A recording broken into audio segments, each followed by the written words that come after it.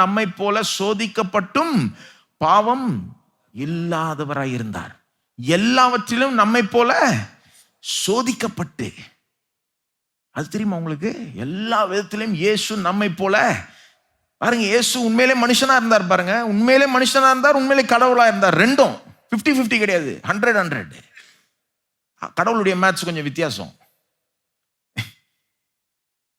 திருத்துவ maths எல்லாம் பார்த்தீங்கன்னா Monte புரிஞ்சிக்க முடியாது, மாண்டே உடச்சிக்கணும்.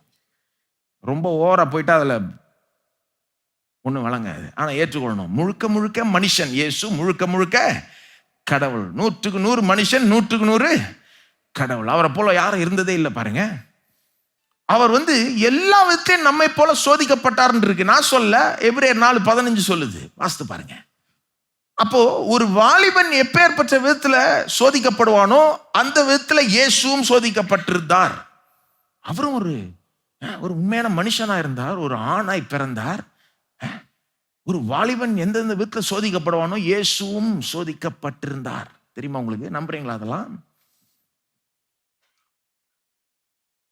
ஒரு 20 வயசுள்ள மனுஷன், 25 வயசுள்ள மனுஷன் எந்தெந்த விதத்துல சோதிக்கப்படுவானோ இயேசுவும் சோதிக்கப்பட்டிருந்தார். ஆனாலும் பாவம் இல்லாம இருந்தார்.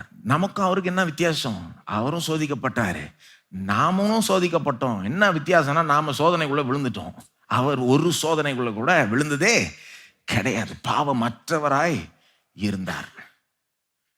ஆனா சில பேர் லேசா நினைச்சுப்பாங்க. பாருங்க, அதை இயேசுக்கு என்னங்க, பாவம்லாம் ஈஸியா ஜெயிச்சுட்டு இருப்பாரு, என்ன பெரிய சோதனை, நமக்கு தாங்க பெரிய கிடையாது. தவறு. சோதனைக்குள்ள விழாதவங்க தான் சோதனையுடைய மேக்சிமம் பவரை பார்த்துருக்குறாங்க. அது தெரியுமா உங்களுக்கு? பாவத்துக்குள்ள எப்படி விழறோம்னு யோசித்து பாருங்க. சோதனை வருதுல்ல, கெட்ட காரியத்தை செய்யணும், சோதனை வருது. நாம சில நேரம் சீக்கிரமாவே விழுந்துடுறோம். சோதனை வந்த உடனே விழுந்துடுறோம். அப்புறம் கொஞ்சம் விழிப்புணர்வு ஆயிடுறோம். அடுத்த வாட்டி வந்தா இன்னும் கொஞ்சம் நான் அதை எதிர்க்க போறேன்னு கொஞ்சம் பிளான் பண்ணி வச்சிடறோம். பாருங்க, அடுத்த வாட்டி வருது, அப்ப என்ன பண்றோம்? முதல்ல எதிர்க்கிறோம். எதிர்த்து நிற்கும் போது என்ன ஆகுது? சோதனை வீக் ஆகுதா, ஸ்ட்ராங் ஆகுதா? ஸ்ட்ராங் ஆகும். அது நீங்க வேண்டாம் வேண்டாம் அது வேணும். எதிர்த்தா அது சும்மா போயிடுமா? அது இன்னும் ஸ்ட்ராங்கா ஆகும். இன்னும் கொஞ்சம் எதிர்த்தீங்கன்னா அது இன்னும் ஸ்ட்ராங்கா. ஆனாலும் சில பேர் கொஞ்சம் சீக்கிரமாக விழுந்துடுறாங்க, சில பேர் கொஞ்ச நேரம் கழிச்சு விழுந்துடுறாங்க. யாருமே அந்த சோதனையினுடைய மேக்சிமம் ஸ்ட்ரென்த்தை பார்த்ததில்லை.